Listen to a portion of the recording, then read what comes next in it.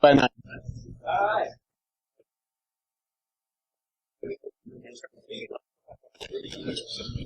Speaking into the microphone.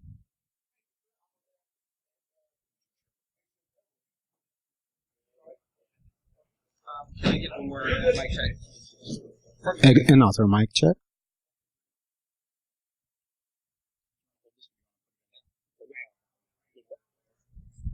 All right, guys. Can everyone hear me okay?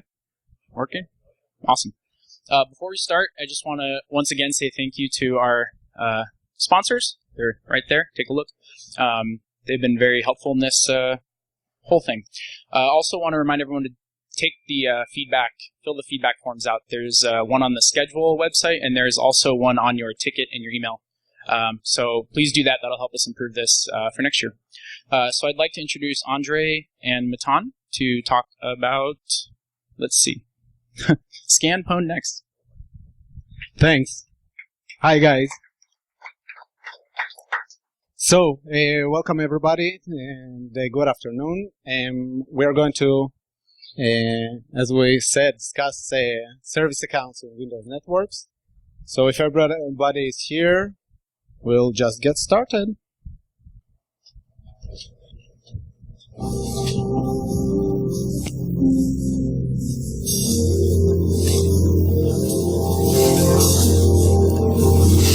Anybody remember how to defeat an electronic keypad?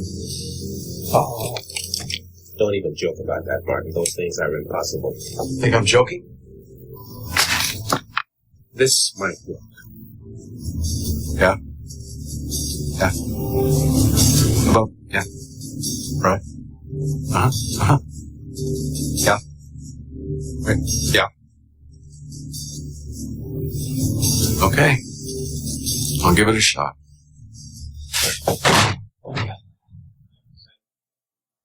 A classic, right? Sneakers. Everybody here, you're at BSides, so I guess everybody remembers that one. Yeah.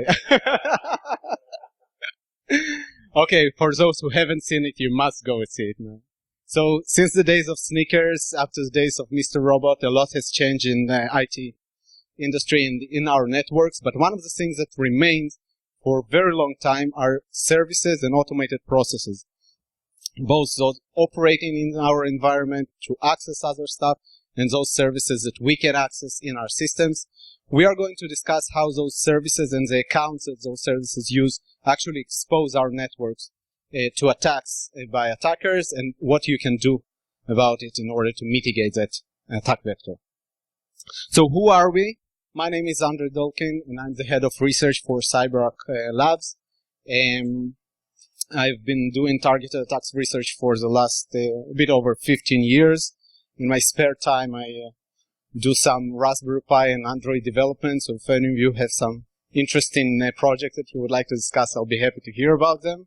And Hi, I am Matan Hart. I'm a security researcher at CyberArk Labs. Formerly, I was in the IIF and IDF as a malware analyst.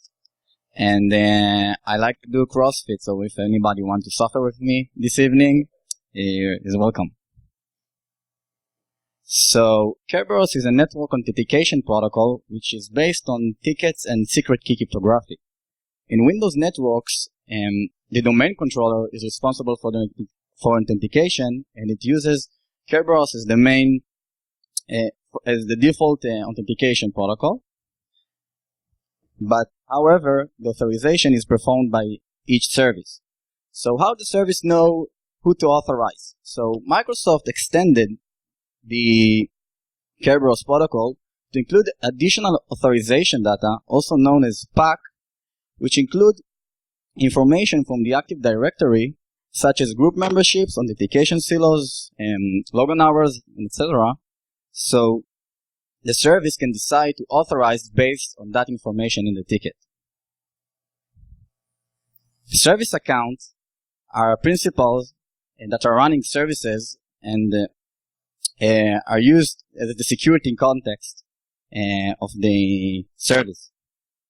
So in Windows networks, there are two main accounts: computer accounts and user accounts. Computer accounts are making some tasks such as retrieving and enforcing GPOs, and are used by the computer. And user accounts are used by humans to access resources such as emails. Because there's no service accounts in the Active Directory, usually the computer account will be used as the account for the service is running on, but sometimes even standard user accounts, which are used by humans, will be used as the service account. So when we are using user accounts as service accounts, basically we have services, automated processes running user accounts. There are many differences from between those accounts configuration and the accounts that are used by standard users. Probably the most relevant one is the fact that the password policies for those accounts will be different. So if our standard users are changing their password every 90 days, it is very often that for accounts that are used for services, their passwords are set to never expire, for example, and the password complexity can be different. It is also often the case that those accounts can be overprivileged. I'm sure all of you have visited Stack Overflow or similar websites where people ask questions on how to configure, how in order for some service to work, and one of the worst recommendations that they usually get is you probably don't have sufficient permissions or some privileges, just raise them and then configure it later to reduce it, and that later time never comes, right? So they are left overprivileged. There are issues with delegation. We are not going to go into that, but usually service accounts have some ways to delegate privileges of others. And in general, those service accounts expose larger attack surface. When we talk about attack surface, basically we mean that attackers have more ways to exploit them than standard user accounts. For example, we said that this account is running a service, so perhaps that service has some vulnerabilities that an attacker can exploit. That an attacker can exploit and then hijack the credentials. We say that the service is potentially running on multiple machines, and if an attacker can get to any of them, they might be able to hijack the credentials of that service, as opposed to human users who are just using one machine, right? So there are differences here. And in general, when we discuss services, we discuss two types. Now, the terminology here is our own, so, but it makes it easy to distinguish between those services that are using accounts in order to go out into the network, in order to access other network resources, and we have services that are listening for incoming informations that we are going to call them the in services. They will usually have associated SPNs. So we will start with the out services, basically those services that are going, or automated processes that are going out into the network. And we will start by looking into an attack, a breach that happened about a year ago at a major US retailer, where an attacker, they were able to hijack the credentials of a single traveling salesperson of that organization. As an anecdote, the IT personnel of that organization said that that guy had his password on a sticky note on his laptop, so it wasn't such a sophisticated hack. But all the attacker got was a way into the Citrix portal of that organization. Now, from that Citrix portal, the attackers were able to find machines in the network, and on those machines, the attackers found multiple VB scripts configured to operate inside the network, conduct various tasks, all of them configured to use a domain admin account. Okay? So people here know that this is problematic. And what the attackers did with that is they used those credentials in order to get to the point of sales, over 6,000 point of sale devices where they installed the malware and stole lots and lots of credits credit card info from. So that single account configured in those VB scripts was highly lucrative for the attackers. Good morning, gentlemen. Please be seated. I see we're still dressing in the dark, Eugene. Once again, don't call me Eugene. Our recent unknown intruder penetrated using a super user account, giving him access to our whole system. Precisely what you're paid to prevent. Someone didn't bother reading my carefully prepared memo on commonly used passwords. Now then, as I so meticulously pointed out, the four most used passwords are love, sex, secret, and God. So, would Your Holiness care to change her password? Okay, this movie is recognized, right? Hackers, what year? 1995. Okay. So, very close. It's a 20-year-old movie discussing the same problem we are dealing with today. There are super user accounts in our networks that, if hijacked by attackers, will enable them to do what they want in the network. And very often, those overprivileged accounts are service accounts as they are used by automated processes. Now, we've conducted a research throughout 2015 where we examined dozens of real-world networks. We have our tool, CyberArk DNA. It's a free tool that any of you can run. And basically what it does, it scans the network and it looks for the privileged accounts. And it looks not just for the privileged accounts and their configuration, but also for where the credentials of those privileged accounts are. And we gathered this information from over 70 networks in order to conduct this research. Just as an anecdote, here are some of the interesting finds of DNA from various networks. For example, in this network we found a server where all the domain users were configured to be power users. So basically any domain user is an administrator on that network, on that server. We found administrators running jokes over administrative accounts. So in this case, the account name is Batman. It's an administrative account. And the account description says, who wants to be the brave soul to disable it? And then Nick became brave on September 9th. The account is disabled. We found the temporary service accounts set up as administrative accounts. So again, this is one of those Stack Overflow, right, examples, where somebody sets up a temporary account, runs it excessive privileges, and it just gets left behind. And we even found the access obfuscated here, but basically this is an application account that has been used by security control in that network, where somebody has put the password for the account in the account description. So as you all know, the account description is available to any user in the network. So that's nice. One of the things that we do with DNA is we map credentials in the network. Now, as you know, in Windows network, whenever you establish an interactive session to a computer, to a machine, you actually leave your credentials on that machine, right? Because either the hash or the ticket, sometimes the password itself is left behind. So what we do is we access every machine and we look for the credentials on that machine, and we put an arrow saying, on that database server 2, there is some credential that could be used by an attacker to gain administrative privileges to that file server 1. And on that file server 1, there is some other credential that could be used to access that IT file server 1, okay? So we are just mapping those routes that attackers could take inside the network.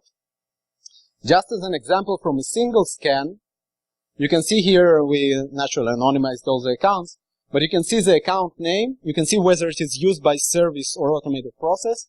You can see the thread count. The thread count is on how many machines out of the thousands that we scanned in this environment there are credentials for that account. The victim count is how many machines would be compromised if an attacker hijacked that account.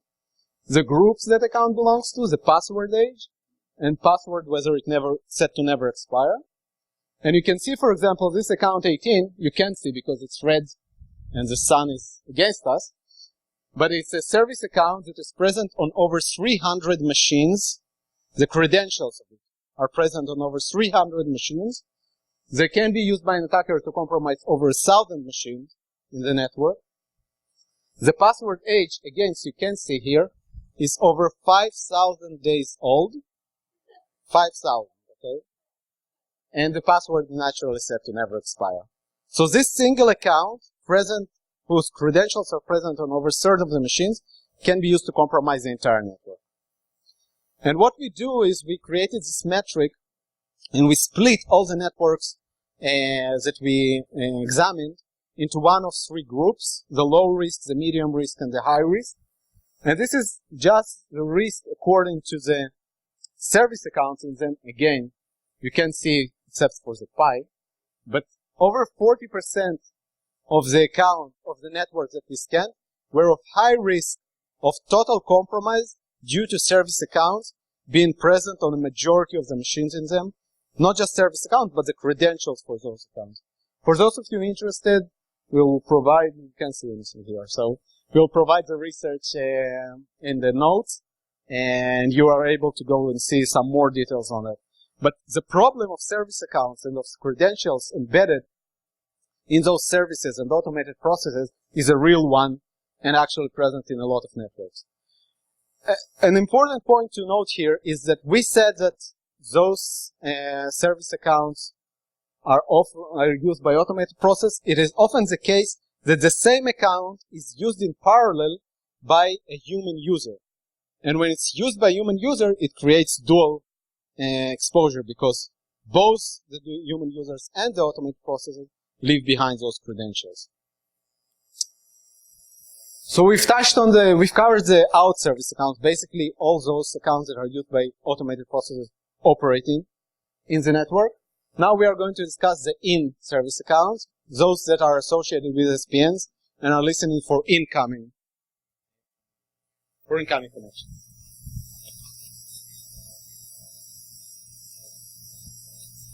So SPN, service principal name, is basically what represents in services, like Andre said, in the domain.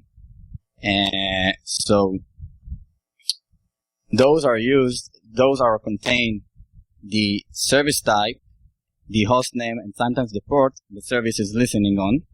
So actually, when you RDP between two computers, you actually request access to the terminal services on that computer.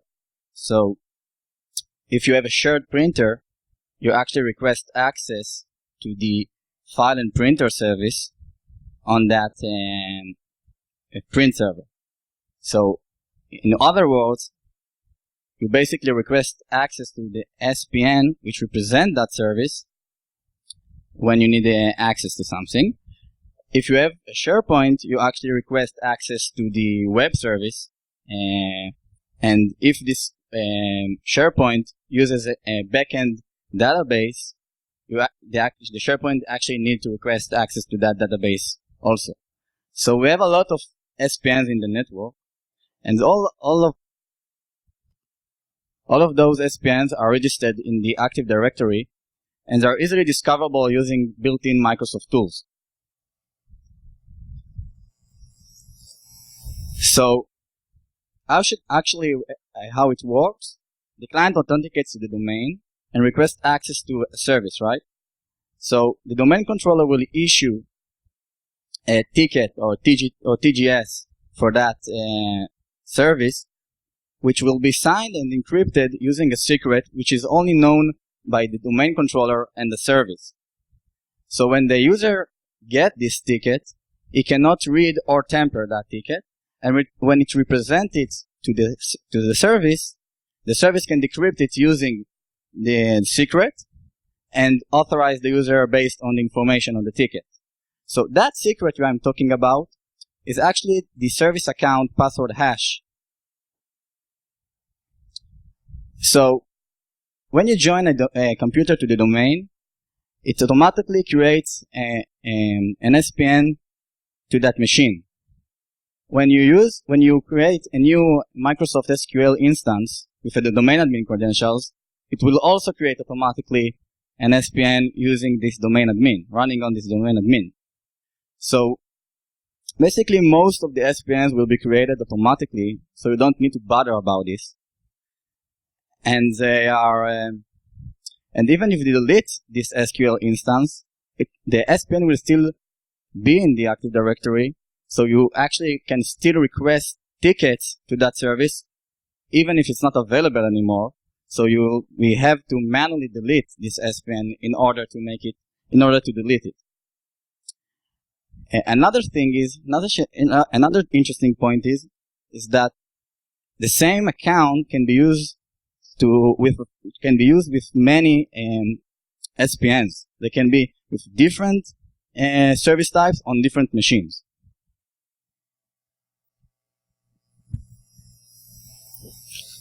So, as Matan said, most of the SPNs will be created automatically and will use the computer accounts, but some of them will be using user accounts. And this is one way to set up a new service. Just use the set SPN command, and we define here a web server listening on a server, and we define the account that it's going to be used, right? Damien is the account. And what's interesting about this is that those SPNs that are configured with user accounts, they are exposed to different risks than those configured with computer accounts. So what are those different risks? Well, first of all, the accounts themselves, they are creating an issue. Usually our computer accounts are not overprivileged, right? Because this is just a machine in the network, and there are set privileges for those computers. But the user accounts can be potentially overprivileged. For example, the example that you saw earlier, we used an administrative account in order to configure that web server, which is bad. The ticket request by anyone for ZSPN will be legitimate. This is the same issue whether it's a computer account or a service or a user account. Any user can request a ticket to any SPN in the network. And potentially the same account will be used to run multiple services on multiple machines. Okay, so if one is compromised, it is possible for an attacker now to compromise others as well. The password policy, we already touched on that the password policy for those service accounts is different, and they usually change from that of a standard user. We know that very often those passwords are set to never expire. You saw the example earlier for those automated processes going out. It's the same happens for SPNs services that are listening for incoming connection. And they are usually configured to use NTLM hashes instead of AES, which are the stronger hashes. And with NTLM, it's basically an unsalted RC4, which potentially can be problematic, right? So in this, I don't know, you can see that. So at least it doesn't use desk encryption, but it also doesn't use AES 128 or AES 256 by default, which means that it is potentially crackable, especially if the password that is used for that user account that we configured in SPN is a weak one. Carl, wake Grandpa! Thank you.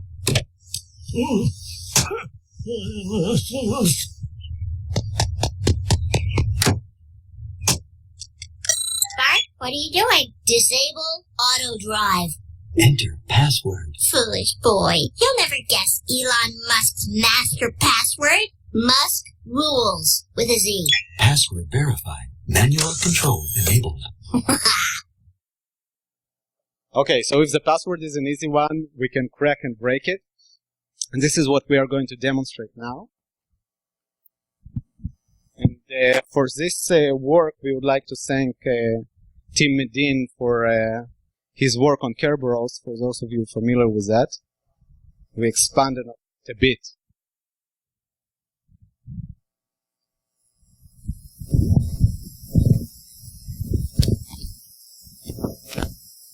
So basically, we've created a script which is available on GitHub, which requests a Kerberos ticket for a given SPN. Then I will show what we can do with it. So let's start.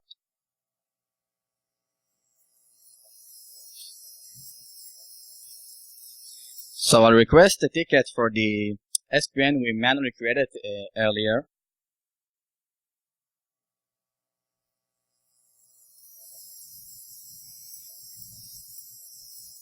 I will just hack it now. You didn't see it. Okay, so as you can see, I now have a ticket. I have a ticket for the web service we just created under the Demian user account. And the ticket is encrypted using RC4, and you barely see the encrypted part of the ticket. So why does it help me? Basically, we said that the ticket is encrypted using the ticket is encrypted using the service account password hash, which means that the password hash of Demian account. So when I have the ticket, all I need to do is know what is the password is to enable to decrypt it. So 2 weeks ago, Hashcat, the famous password cracker, created a new hash mode which is able to offline crack Kerberos tickets. Basically what it does, it generates password hashes and try to decrypt the ticket. If it succeeds, we know what the password is, alright? Secret.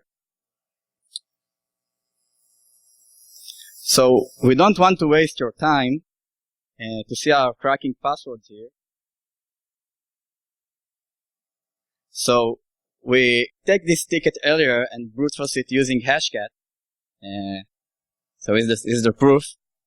And Hashcat, using a standard graphics card, will take about 10 hours to crack 7 letters alphanumeric password, which is the Windows domain policy.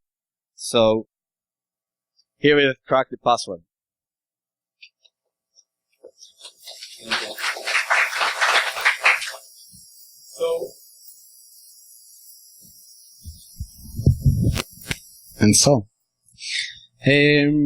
Okay, so we have a service account password. What can we do with it?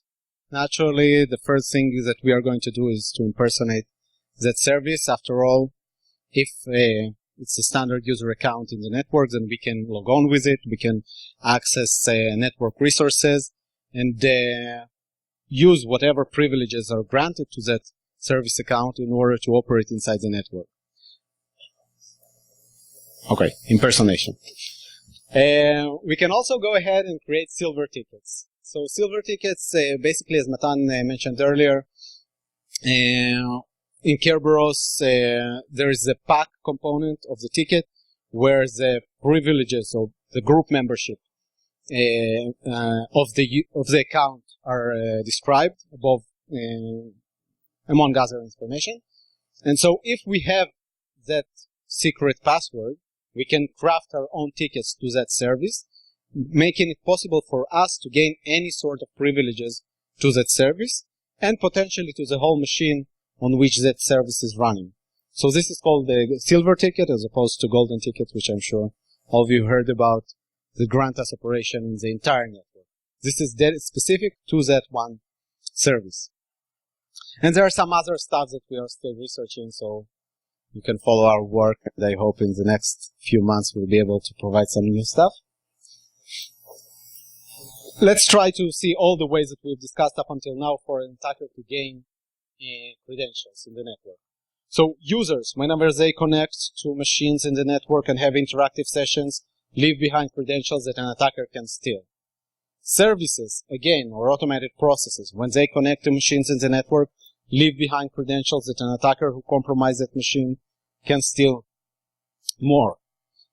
We have the services themselves that are using credentials. So on the machine from which that automated process connects, there are credentials such as those credentials in the in that breach example that I discussed, where those credentials were embedded in the VB scripts, and also those 300 machines that we showed earlier, which have those credentials embedded in them. And we have services with SPNs, so an attacker can request tickets to those services and break them in order to retrieve their password and their credentials. So it's mainly a question of whether the attacker is able to discover those SPNs, those services that are configured with user accounts and could potentially be lucrative for exploitation. And for that, we have another script.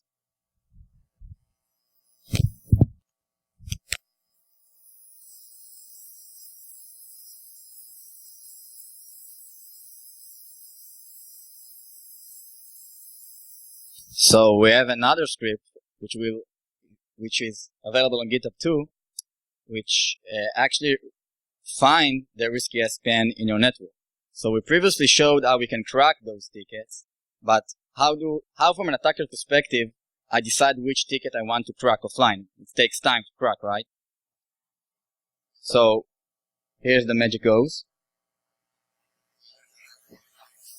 Yes. So basically what the script does, it finds all the sensitive groups in your network and then find all the user accounts associated with SPN. Then it takes all that SPNs and find which are the services that are running them and check if they are available in the network. And then we have a map, we have a table which show all the accounts and their properties. So here's how it looks. Yes, okay.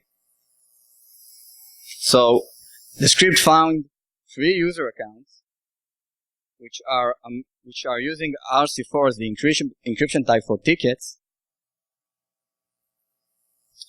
They set to never expire. So all of them are member of a sensitive group, some kind of a sensitive group. And they are having multiple SPNs, like in the third example, they are running 3 instances of SQL services and on different databases servers. So in other words, we have 3 accounts which potentially have a guessable password. They are weakly encrypted and they have high permissions on the network, which makes them very interesting for an attacker to exploit.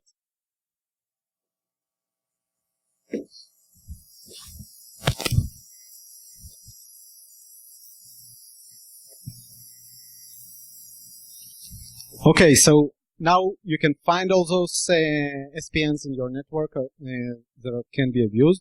What can you do about it and about the attack surface created by those service accounts? Well, first of all, delete all those unused SPNs and disable all those used accounts. It's a very basic technique that is often overlooked. So just look at them and make sure that you don't have anything that you don't need in your network. You should avoid dual accounts. Dual accounts are those accounts that are used by both human users and services, and there shouldn't be any such accounts. You should create dedicated granular accounts for every service that is running your network, and they shouldn't use any actual human user account.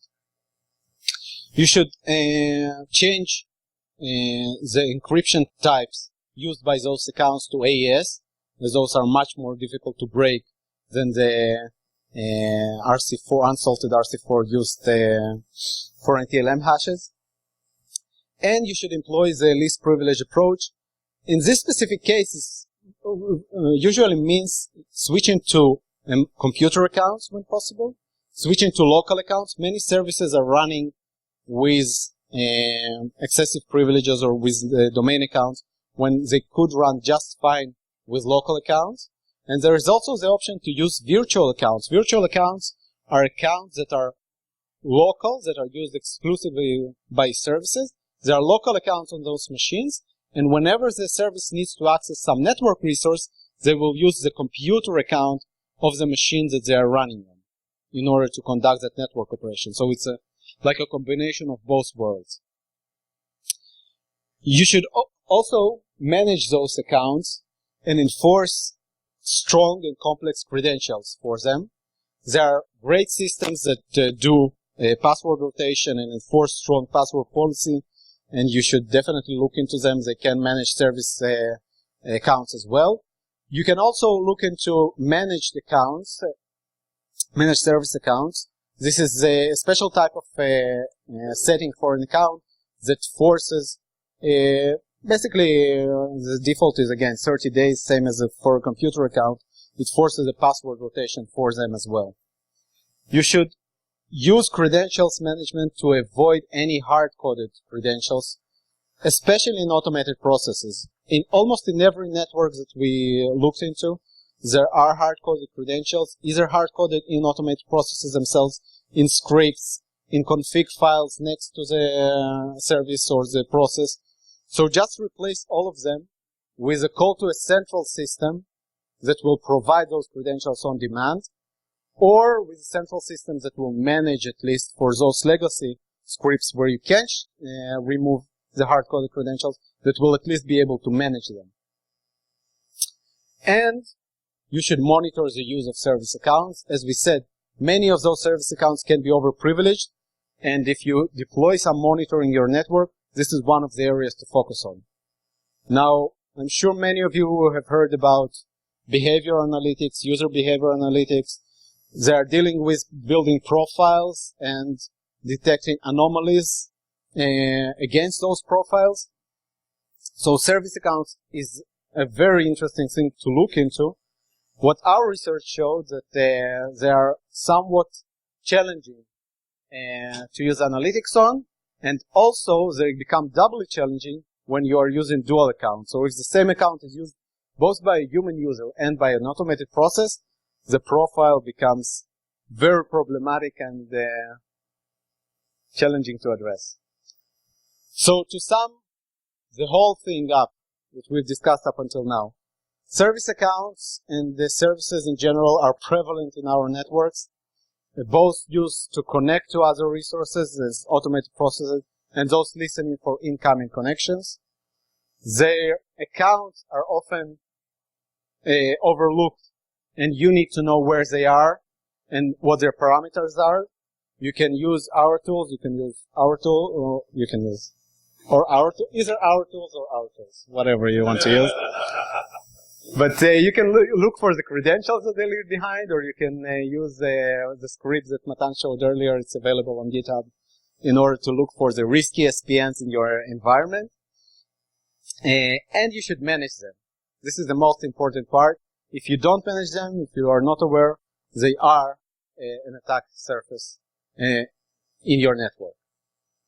So with that, we'll just give our thanks to Tim Medin and his work on Kerberos that is inspired some of our scripts, to Hashcat for John Druriker for adding the Kerberos break-in functionality, to our customers who shared with us data on their networks, and to our colleagues back at CyberArk who supported and participated in this research.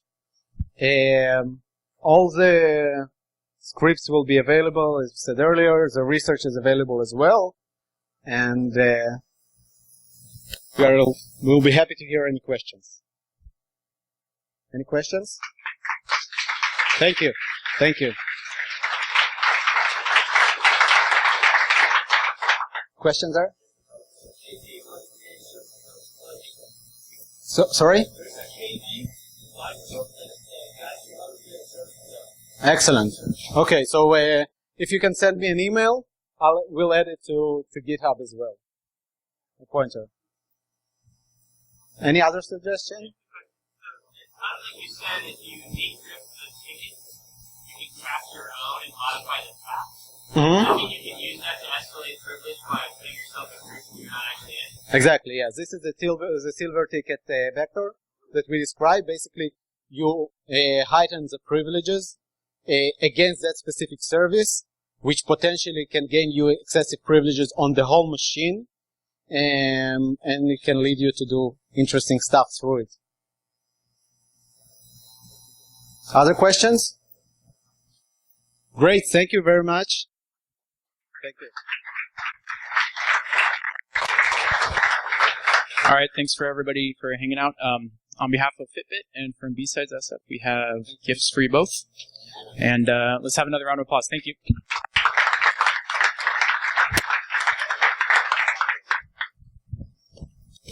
It's really awesome. I know. You guys got a little bit. Why no ממש40 דקות. עדיף ככה. קל היה...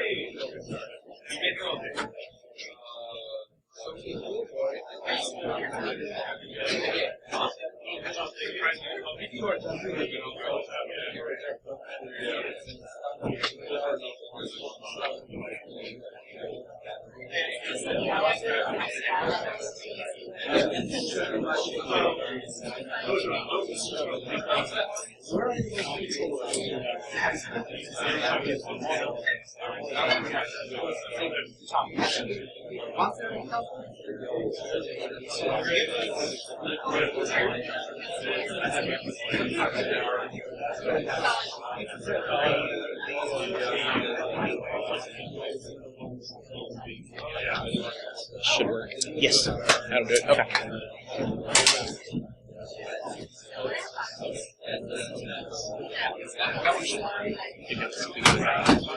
Sorry? Yeah.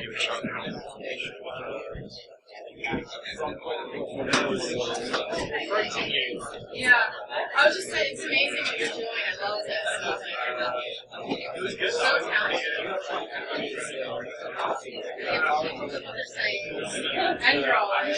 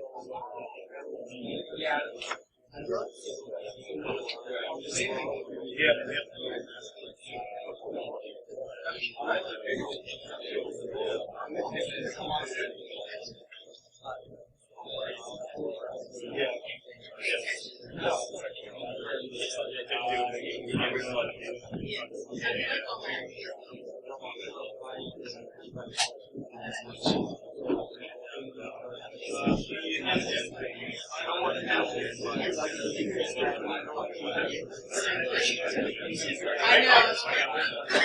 But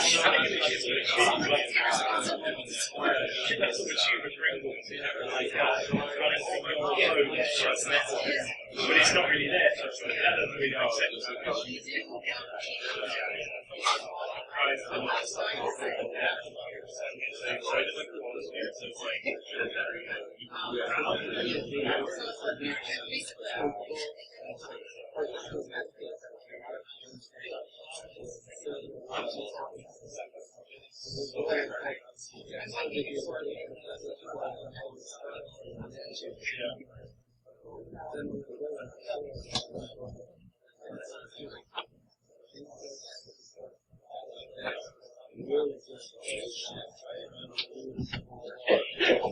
Is that coming through? Yep.